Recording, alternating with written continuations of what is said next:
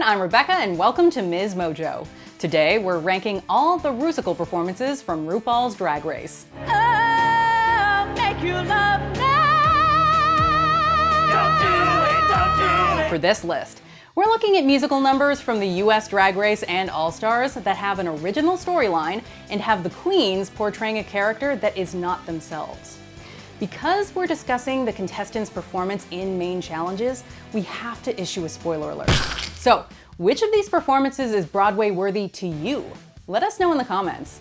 All right, let's get into it. Number 12, Trump the Rusical. Good morning, students. It's me, Betsy DeVos. Can you believe I'm your principal? I've never been inside a school before.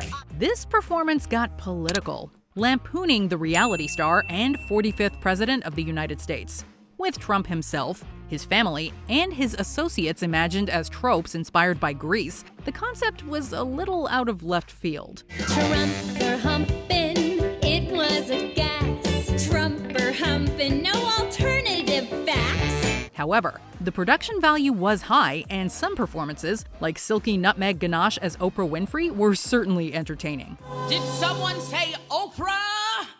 Isn't it good to see me? Yes. But it was the musical's last section that truly fell flat.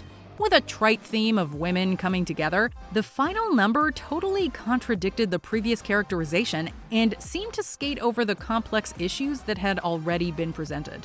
Although the individual actors weren't bad, this spoof suffered from seriously mixed messaging. Change, we need more women to run.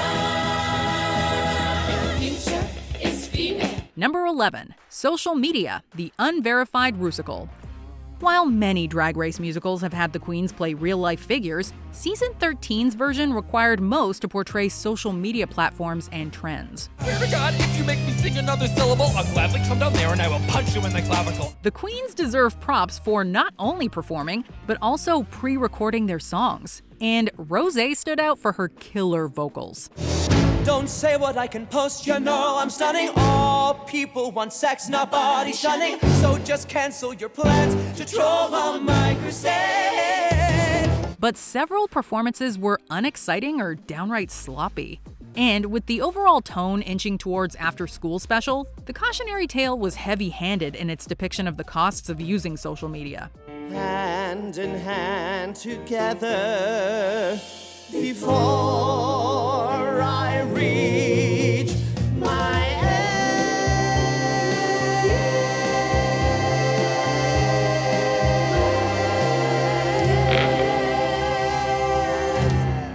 While the unique premise could have worked, the lyrics felt out of touch, and laugh-worthy moments were unfortunately hard to come by. It's your responsibility to weed out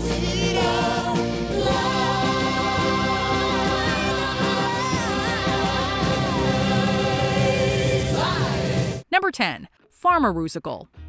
The Season 10 queens unusually participated in 2 Rusicals, but the first one themed around the pharmaceutical industry was downright strange. Here at Ruco Labs, we work so hard to make these drugs help you with your strife. Individual numbers served as infomercials for fictional medications treating drag-related problems.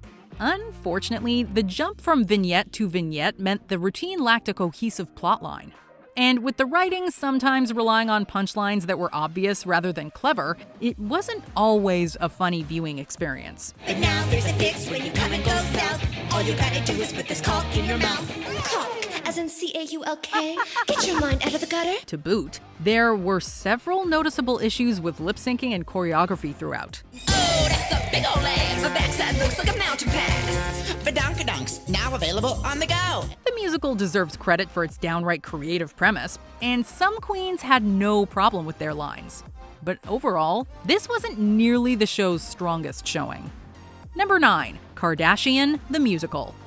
This performance focused on the lives and legacy of the Kardashian-Jenner clan, spanning from their first big break to the imagined future they have a hand in shaping. Kimmy, I should be your manager, you know, since I'm your mom. Alexis Michelle was absolutely spot on as Kris Jenner, while Shea Coulee's Black China interlude showed off her dancing and provided a change of pace. I'm still in the spotlight and no one can help me. Now you're right on my coattails and liking my selfies. However, the musical did have its downsides. Cynthia Lee Fontaine got considerable screen time as Kim Kardashian West, but lacked personality and didn't know her words. It's Ray J, then Kanye with the pit stop in the NBA. Other sections, like the introduction of the Jenner sisters, were underwhelming and poorly executed. We were in the background, but we've come a long way. And Eureka's performance as Northwest wasn't exactly star-making. But for its genuinely funny high points, this number is worth a rewatch.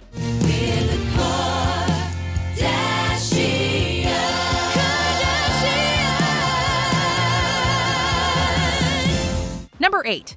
Halftime Headliners. Geronimo, they're falling like dominoes. This All-Stars 6 challenge required the queens to embody famous performers in a mock Super Bowl halftime show, while each lip-syncing to a song by RuPaul herself. This is the beginning. This is the beginning of the rest of your life. It was entertaining to see tracks often heard on Drag Race reimagined in the style of different artists.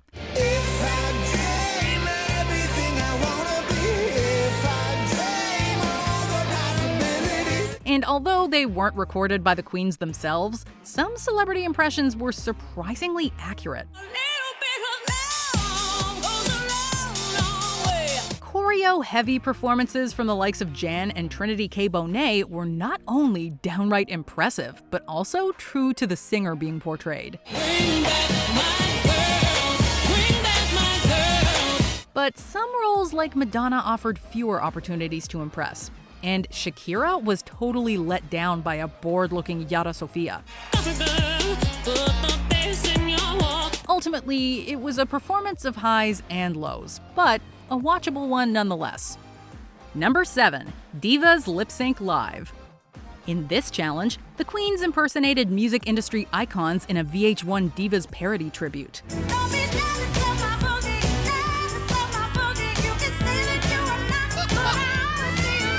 The concept allowed each queen to shine on their own, or fade into the background. The Mariah Carey section was absolutely hilarious, with a slew of jokes that Shangela nailed. I guess we're going over here. Nope.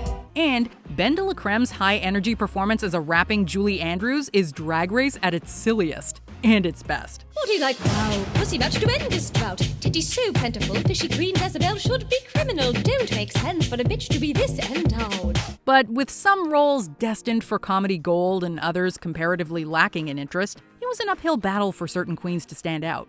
Despite its uneven success, this Rusical will not be forgotten anytime soon thanks to some truly iconic moments.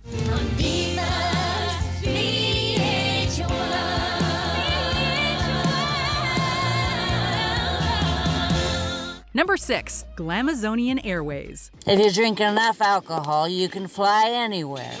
This performance imagined an airline run by drag queens, with Trixie Mattel and Ginger Minge each leading a team through lip-synced dialogue and songs. While many numbers had flight attendants running mock safety procedures, others ventured into illicit relations with the pilot. He used to take me into the cockpit. He'd blindfold me and say unspeakable things. Rusicals aren't exactly known for reinventing the wheel musically, but several of the songs here were catchy and well-sung. There's a seatbelt in each of your seats. And compared to some other iterations of this task, many queens did well despite their challenging lines. And Mrs. Kasha Davis particularly stood out. Put up your tray, please. The scream sound effect was certainly overused, and some sections, such as the introduction, did not go over well. But overall, Airways was both well executed and entertaining. Amazonian Airways, Amazonian Airways, we are the queens of the sky. Number 5. Cher, the unauthorized Rusical. This production told the story of Cher, following the music icon through her many eras as a singer, TV host, and movie star. Unlike some other Rusicals, this one required the queens to not only execute choreography, but also sing live. Even with this major hurdle, many contestants gave memorable performances. When I met Sonny, he was 27. I was younger by a few years. Okay, 11. Cameron Michaels won the challenge for her strong impression, but Eureka delivered on humor, while Ms. Cracker executed an auto-tuned verse that was underappreciated by the judges. Time to do another Sherwell tour. Even Asia O'Hara managed to make light of her botched Moonstruck-inspired sequence. Snap! I screwed up all those words. While it wasn't riveting all the way through, it was a consistent effort with a high level of difficulty. Number 4, Bitch Perfect. Once a year, 2 rival drag acapella groups meet in the Boobs for Queens warehouse. This parody of the Pitch Perfect movies had the queens compete in an onstage a cappella sing-off. Lip-syncing to re-recorded versions of RuPaul's songs, the queens squared off in 2 teams before coming together for a mashup finale. Jealous of my boogie, jealous of my boogie. It was one of the show's more polished group numbers, with numerous entertaining moments.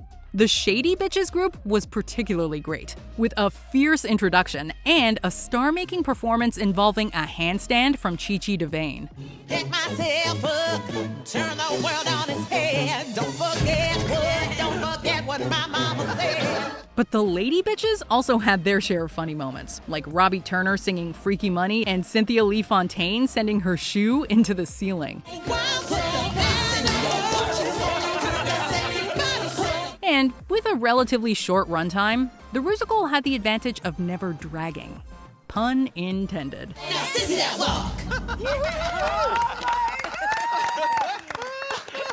Number 3, Herstory of the World. In the beginning, there were 1, 2, 3. There is no question that All Stars Season 2 was chock full of talent. This was fully on display in their Rusical, when the queens played iconic, rebellious, and inspirational female historical figures. Try as they might, Drag Race challenges don't always strike comedic gold. But this performance had genuinely funny punchlines. From Detox's operatic Marie Antoinette to Alyssa Edwards' hilariously raunchy Annie Oakley, there were many moments to love. So I went bang bang. The musical could have been even more impressive if the queens had recorded their own vocals.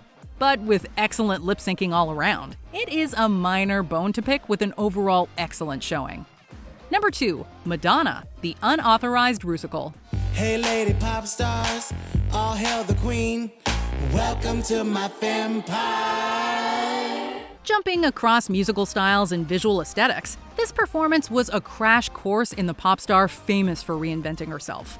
With the queens pre-recording their own vocals, the number put their singing skills to the test. I wanna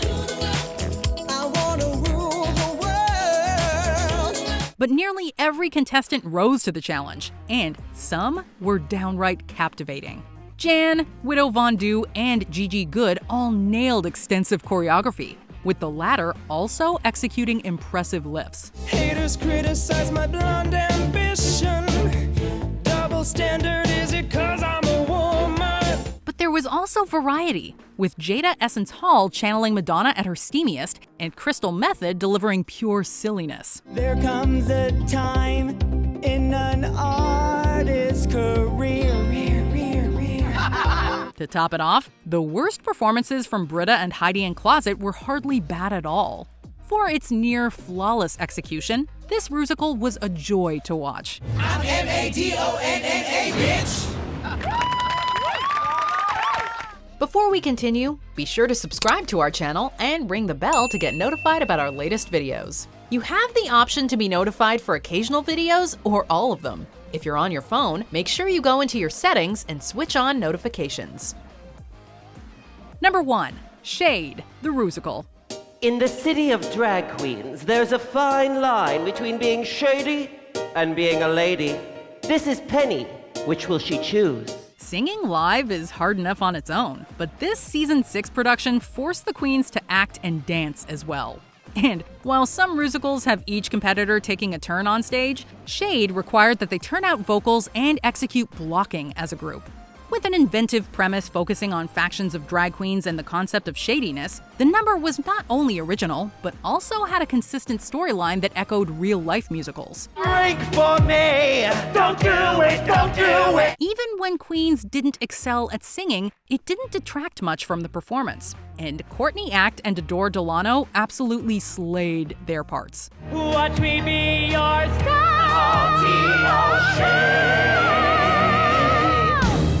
A serious challenge for even veteran performers, this was an absolutely iconic Drag Race moment that proved the cast had major talent. When you love me, I wanna rule the world. Seriously, if you even say the word Rusical to me, that is all I can think of. Are there any Rusical moments that live in your head rent-free? Let us know in the comments, or come tell me on Twitter or Instagram @Rebecca Brayton, or on my YouTube channel. See ya!